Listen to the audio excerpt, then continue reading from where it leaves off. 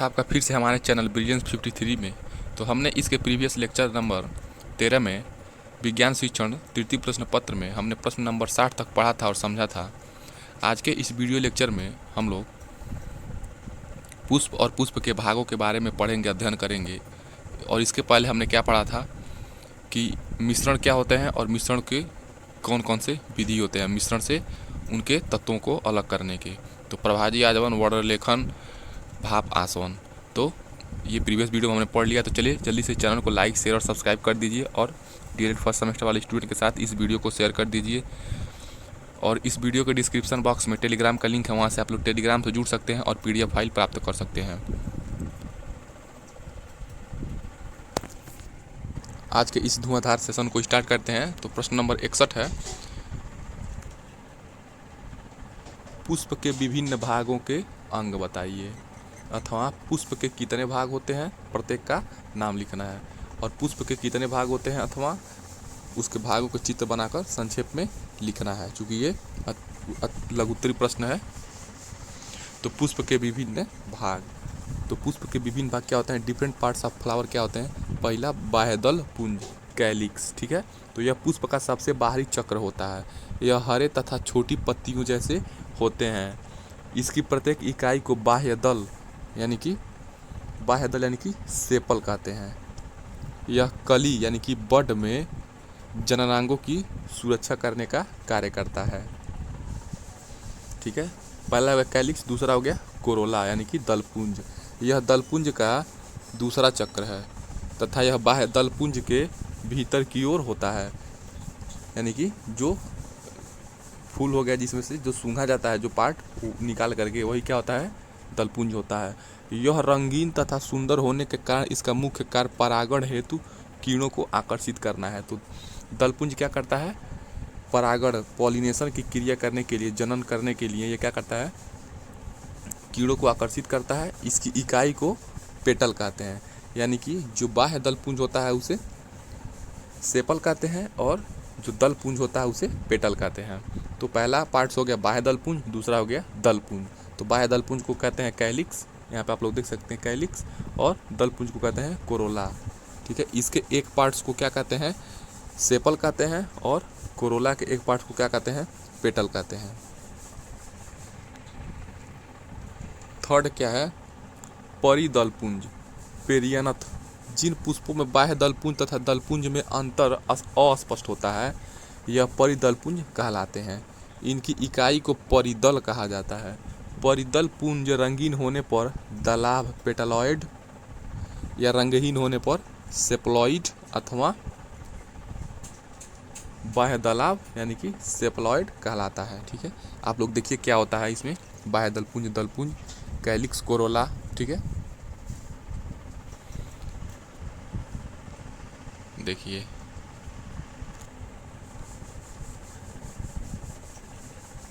ये जो पुष्पवृंत है, ये नीचे जो ऐसे जाता है, ये डंटी के समान, ये पुष्पवृंत हो गया। पुष्पाक्ष यानी कि ये जो पुष्प के अक्ष के, मतलब इसी पे क्या होता है, ये बाह्य दलपुंज क्या होता है, आसन में रहता है। ये जो ये बाह्य दल है, ये भी क्या है, बाह्य दल, ये सब बाह्य दल है। बाह्य दलपुंज देखिए आप लोग इसे देख सकते हैं, देखिए। और ये क्या है, फीमेल पार्ट है इसमें, पुष्प में। ये मादा भाग क्या है, ये जो जायांग लिखा है यहाँ से, ये क्या है, मादा भाग है। तो जो इसका ऊपरी भाग है उसे वर्तिकाग्र कहेंगे, इतना दूर को वर्तिका कहेंगे, और ये अंडाशय है, ठीक है। पुंकेसर क्या होता है, मेल पार्ट होता है। जायांग क्या होता है, फीमेल पार्ट होता है। ये पुतंतु हो गया आपका, इस प्रकार आपका ये पुष्प का भाग है। नीचे और देखा जाता है वर्तिकाग्र, ये ऊपर का पार्ट्स क्या है, वर्तिकाग्र, ये वर्तिका हो गया। और ये पुष्पासन, ये जिस पे ये पुष्प क्या है, आसन लिया है, पुष्प का आसन क्या हो जाएगा, ये पुष्पासन कहलाएगा, ठीक है। और ये पूरा पार्ट्स को क्या कहेंगे, फीमेल पार्ट। और ये क्या है, अंडाशय है, ठीक है। और ये क्या है, पुष्पवृंत है, जो नीचे की डंडी होती है उसे पुष्पवृंत कहते हैं। और जो ये अंडाशय का देखिए यहाँ पे चित्र बनाया है, इसमें क्या क्या होता है, बीजांडासन होता है, सबसे पहले बीजांड का आसन करने वाला। वेश में होता है, इसको वेश में कहते हैं। आभासी पट्ट है, देख लीजिए ये आभासी पट्ट है बीजांड, और इसके अंदर ये जो बीजांड है, ठीक है। पूमंग क्या है, एंड्रोसियम को क्या कहते हैं, पूमंग, यानी कि मेल पार्ट्स जो होता है उसे पूमंग कहते हैं। तो ये पूमंग है आपका, ये आपका मेल पार्ट है, ये आपका जायांग फीमेल पार्ट है।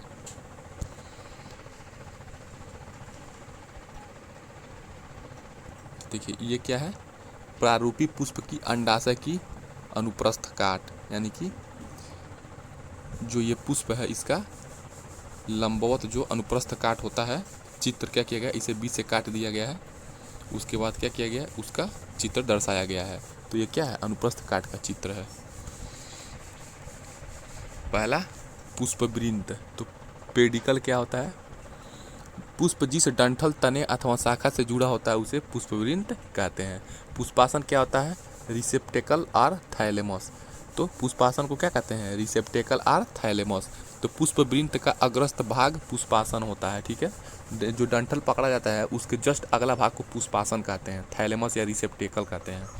इसके ऊपर पुष्प के अन्य भाग लगे हुए होते हैं, ठीक, जैसे बाह्य दलपुंज, दलपुंज हो गया। उसके बाद पूमंग, यानी कि पू मतलब पुरुष, यानी कि एंड्रोसियम, यानी कि मेल वाला पार्ट, एंड्रोस मेल। यह पुष्प का तीसरा चक्र होता है।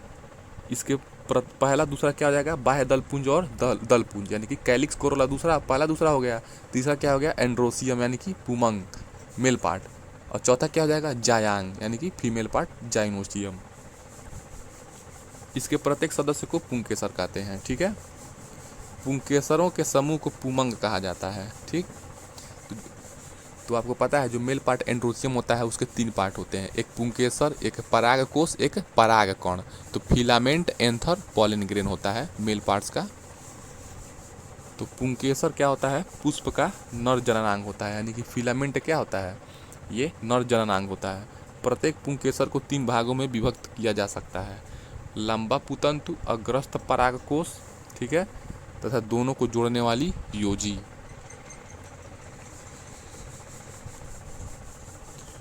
प्रत्येक परागकोश में 1 या 2 कोष्ठ और प्रत्येक कोष्ठ में 2 परागधानियाँ होती हैं। इस प्रकार एक द्विकोष्ठी परागकोश में 4 परागधानियाँ मिलती हैं। तो मेल पार्ट्स हो गया वो, और ये फीमेल पार्ट जायांग या जाइनोसियम या जाइन फीमेल। यह पुष्प का चौथा अंतिम चक्र है तथा सबसे सुरक्षित भीतरी भाग है, जिसकी इकाई स्त्रीकेसर, कार्पेल और पिस्टिल या अंडप कहलाती है। यानी कि जो स्त्रीकेसर होता है उसे क्या कहते हैं, कार्पेल या पिस्टिल या अंडप कहते हैं। यह पुष्प का मादा जननांग है जिसमें अंडप, ओव्यूल और मेगास्पोरोफाइल तीनों भागों से मिलकर बनता है। इसके निचले भाग अंडाशय बीजांड होते हैं। अंडाशय से जुड़ी एक पतली नलीनुमा संरचना होती है जिसे वर्तिका कहा जाता है। इसके अंत में वर्तिकाग्र स्थित होता है। तो वर्तिका क्या हो गया, देखिए यहाँ पे इस चित्र में देखिए क्या हो गया, वर्तिका, देखिए ये क्या है, ये वर्तिका हो गया, वर्तिका वाला पार्ट, इसके जस्ट अग्र वाला भाग वर्तिकाग्र हो गया, और ये अंडाशय हो गया।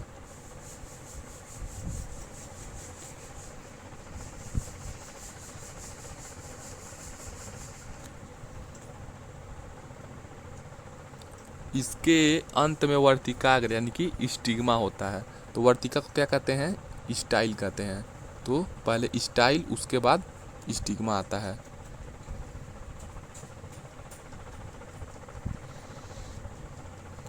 तो वर्तिकाग्र का कार्य परागकणों को ग्रहण करना होता है, ठीक है। तो जो स्टिग्मा होता है उसका कार्य क्या होता है, जो पॉलन ग्रेन होते हैं, परागकण होते हैं, उनको ग्रहण करता है। चूँकि ये मादा जनन अंग होता है तो ये जो नर जननांग के अंदर जो परागकण होता है उसको आकर्षित करता है। इन परागकणों से जो पराग नली निकलती है, ठीक, वह वर्तिका से होकर बीजांड तक पहुंचता है, ठीक है। तो इन परागकण से जो पराग नली निकलती है वो वर्तिका से होकर बीजांड तक पहुंचता है। यानी कि देखिए यहाँ पे फिगर से समझते हैं क्या होगा, ये जो पूमंग होगा, ठीक है, परागकोश ये जो पराग कोश मान लीजिए, इसमें से क्या होगा, निकल करके परागकण यहाँ पे आएगा वर्तिका के अग्रभाग में, और यहाँ पे क्या होगा, ऐसे ऐसे पतली नली से होते हुए, वर्तिका से होते हुए ये अंडाशय में जाएगा और वहाँ पे भ्रूण बनेगा।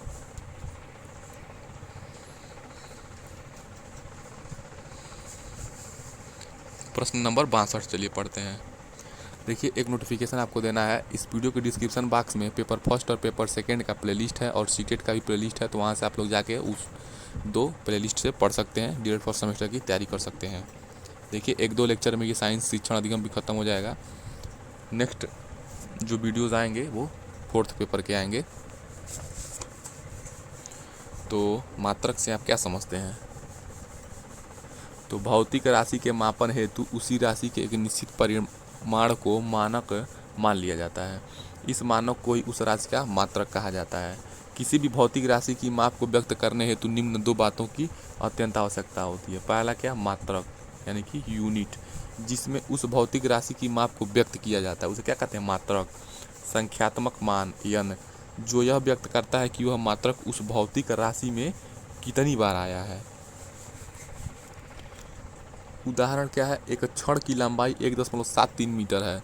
यहाँ पर भौतिक राशि लंबाई का मात्रक मीटर तथा संख्यात्मक मान 1.73 है। यदि मात्रक सेंटीमीटर में लिया जाए तो क्षण की लंबाई 173 सेंटीमीटर प्राप्त होगी। यदि मात्रक मिलीमीटर हो तो वही लंबाई 1730 मिलीमीटर प्राप्त होगी। इससे यह ज्ञात होता है कि किसी राशि का मात्रक जितना छोटा होता है उसका संख्यात्मक मान उतना ही बड़ा होता है। तो भौतिकी की भाषा में हम कह सकते हैं कि किसी राशि का संख्यात्मक मान उसके मात्रक के व्युत्क्रमानुपाती होता है। यानी कि मान लीजिए आप जैसे जैसे यूनिट को छोटा करते जाएंगे, जैसे मिमी, सेमी, डेसीमीटर, डेका, हेक्टो, किमी, ठीक है, तो जैसे जैसे केएम से ऊपर बढ़ाते जाएंगे, यानी कि जैसे जैसे मात्रक छोटा होता जाएगा वैसे वैसे क्या होगा, संख्यात्मक मान बड़ा होता जाएगा। तो जो संख्यात्मक मान होता है वो क्या होता है, व्युत्क्रमानुपाती होता है, यूनिवर्सली प्रोपोर्शनल होता है। देखिए, न्यूमेरिकल वैल्यू प्रोपोर्शनल 1 यूनिट मात्रक है, ठीक है। यानी कि जो n संख्यात्मक मान n है वो हमेशा व्युत्क्रमानुपाती होगा 1/u के मात्रक के, या nu बराबर नियतांक कह सकते हैं। n को इसमें मल्टीप्लाई कर देंगे और प्रोपोर्शनल कांस्टेंट, प्रोपोर्शनल हटाएंगे तो कोई कांस्टेंट k आ जाएगा, तो nu बराबर k हो जाएगा। प्रश्न नंबर 63 है,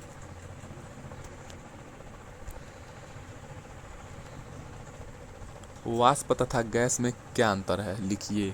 तो वाष्प यानी भाप और गैस में हमें अंतर बताना है। तो वाष्पीकरण और संघनन विधि द्वारा शुद्ध जल को प्राप्त किया जाता है, ठीक है।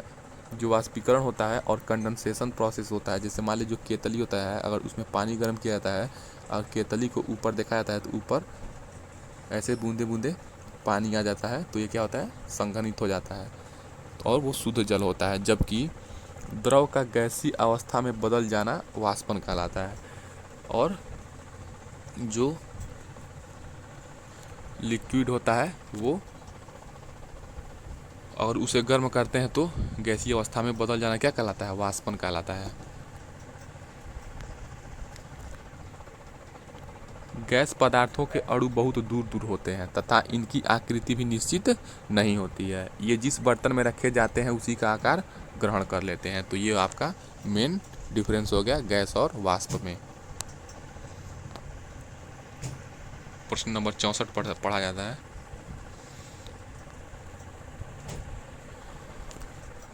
भंगुर तथा घातवर्ध पदार्थ किसे कहते हैं। भंगुर मतलब टूटने वाला पदार्थ, ठीक है।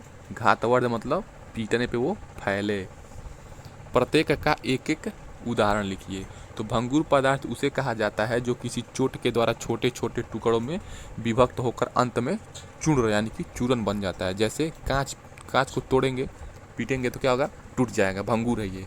कोयला भी क्या है, भंगुर है, टूट जाता है। गंधक यानी सल्फर भी क्या है, भंगुर है। तब ये सब क्या हो जाएंगे, भंगुर हो जाएंगे। घातवर्ध यानी कि डक्टाइल पदार्थ वे होते हैं जिन्हें पीटने पर अथवा चोट द्वारा जो चद्दर के रूप में फैल जाते हैं और इन पदार्थों से तार खींचे जा सकते हैं। जैसे तांबा को पीटेंगे उतना ही फैलेगा, सोना को जितना ही पीटेंगे उतना ही फैलेगा, चांदी को जितना ही पीटा जाता है उतना ही फैलता है। तो ये सब क्या है, डक्टाइल हैं, घातवर्ध पदार्थ हैं, अघातवर्धनीय हैं।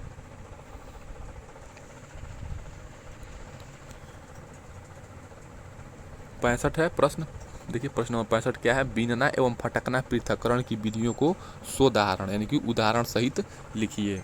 तो पृथक्करण की विधियाँ, तो किसी मिश्रित पदार्थ के घटकों को एक दूसरे से अलग करने हेतु तो एक घटक के उन गुणों को जानना जरूरी है जो दूसरे घटक के गुणों से अलग हों।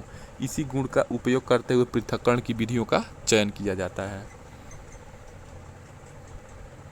देखिए यहाँ पे बीनना फटकना पृथक्करण की विधियों को उदाहरण नहीं दिया है, तो इसके हम प्रीवियस वीडियो में या शायद इसके लेक्चर नंबर 8 या 9 में है, ये बीनना फटकना को उदाहरण सहित स्पष्ट किया गया है, यहाँ पे नहीं है। प्रश्न नंबर 66 है, पर्वतीय क्षेत्रों में पाए जाने वाले जंतुओं तथा पौधों में अनुकूलन हेतु क्या क्या विशेषताएं होती हैं। तो जो पर्वतीय क्षेत्र पाए जाते हैं पौधे और जंतु, उनके बारे में क्या क्या अनुकूलन होता है वही पढ़ना है। तो यहाँ पर पाए जाने वाले जंतुओं का रंग प्रायः सफ़ेद या हल्का होता है। यह रंग गर्मी को नियमित करने में सहायक होता है। पर्वतीय क्षेत्र के जंतु गर्मी एवं पतझड़ में बहुत खाते हैं और वसा के रूप में ऊर्जा को संकलित कर लेते हैं। कड़ी सर्दी में कुछ महीने तक ये सोए रहते हैं या शीतावास करते हैं, यानी कि जो पर्वतीय क्षेत्र के जीव जंतु होते हैं वो गर्मी के मौसम में और पतझड़ के मौसम में बहुत ज़्यादा भोजन करते हैं और अपने अंदर उस भोजन को वसा के रूप में स्टोर कर लेते हैं। और जैसे ही ठंडी आती है उस टाइम ठंडी में ये खूब सोते हैं और शीतवास करते हैं।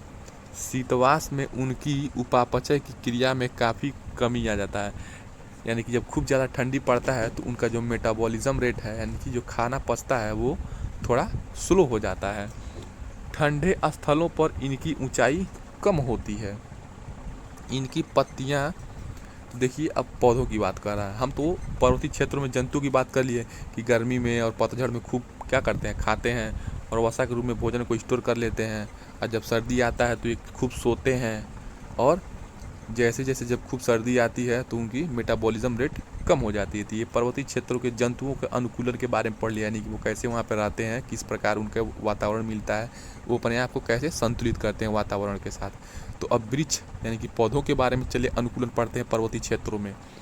तो जो पर्वतीय क्षेत्रों में होती हैं पौधे, उनकी ऊंचाई कम होती है।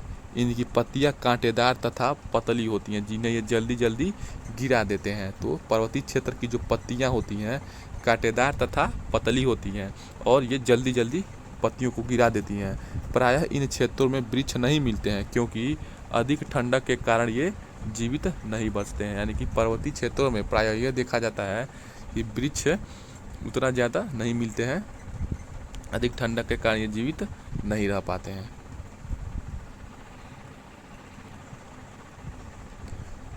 प्रश्न नंबर 67 है, सिद्ध कीजिए कि पदार्थ के कणों के बीच रिक्त स्थान होता है। यानी कि मान लीजिए कोई भी इस यूनिवर्स से, इस ब्रह्मांड से कोई पदार्थ लेते हैं तो वो जुटा है, अंतरा आकर्षण बल के माध्यम से जुड़ा है और जुड़ा है तो उसके बीच में क्या है, अंतरा अणुक स्पेस है, इंटरमॉलिक्यूलर वॉइड है, रिक्त स्थान है उन दो कणों के बीच। तो जब किसी द्रव पदार्थ में चीनी को घोला जाता है, ठीक है, मान लीजिए पानी में या द्रव में आप चीनी को घोल रहे हैं तो द्रव के कणों के मध्य चीनी के कण समाहित हो जाते हैं। तो द्रव के कणों के मध्य क्या होते हैं, चीनी घुलता क्यों है क्योंकि जो वो द्रव होता है उसके जो बीच के स्थान है, दो कणों के बीच के स्थान है, उसमें चीनी के कण क्या होते हैं, समाहित हो जाते हैं। तो इसी को क्या कहते हैं कि चीनी घुल गया है।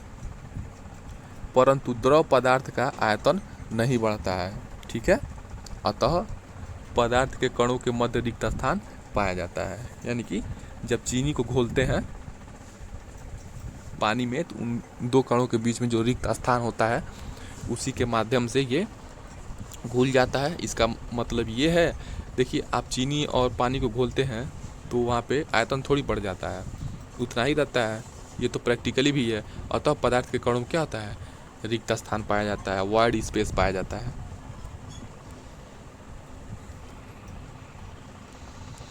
तो मृत्तिका किसे कहते हैं, ये लघुत्तरीय प्रश्न 68 है, मृत्तिका किसे कहते हैं, इसमें किस प्रकार की मिट्टी उपयोग में लाई जाती है। तो मृतिका या अवसादी शैल, तो मृतिका को क्या कहते हैं? अवसादी शैल।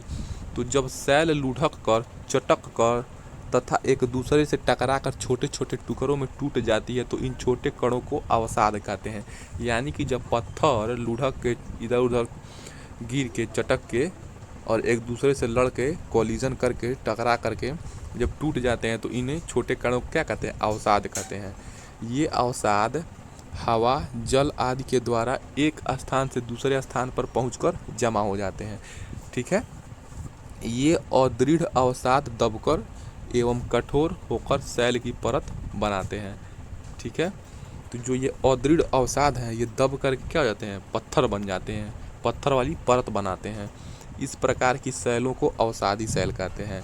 यानी कि जो इस प्रकार के शैल होते हैं उन्हें अवसादी शैल कहते हैं, जो अवसाद के रूप में एक जगह से दूसरे जगह पे हवा जल के द्वारा क्या होते हैं? उड़ करके, पहुंच करके, जमा हो करके और दब जाते हैं और कठोर शैल की परत बनाते हैं। जैसे बलुआ पत्थर। बलुआ पत्थर क्या है? अवसादी शैल का उदाहरण है। रेत के दानों से बनता है। तो बलुआ पत्थर क्या है? रेत के दानों से बनता है।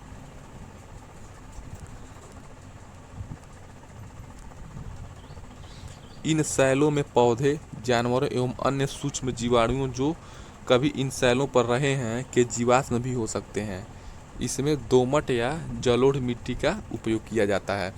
यानी कि जो मृतिका या अवसादी शैल होता है उनमें दोमट मिट्टी या जलोढ़ मिट्टी का उपयोग हो सकता है, या जो जीव जंतु या पौधे या जानवर इस पे कभी बैठे हैं तो उनके कुछ जो अवशेष होते हैं वो क्या हो सकते हैं? जीवाश्म के रूप में हो सकते हैं। तो इस प्रकार हमने प्रश्न नंबर 68 तक पढ़ लिया। चलिए कुछ प्रश्न और हैं विज्ञान शिक्षण में जो आपको नेक्स्ट वीडियो में मिलेगा। चलिए वीडियो को लाइक, शेयर, सब्सक्राइब कर दीजिए। डीएलएड फर्स्ट सेमेस्टर वाले स्टूडेंट के साथ शेयर कर दीजिए। इस वीडियो के डिस्क्रिप्शन बॉक्स में टेलीग्राम का लिंक है, वहाँ से आप लोग जुड़ सकते हैं। चलिए मिलते हैं नेक्स्ट वीडियो में। जय हिंद।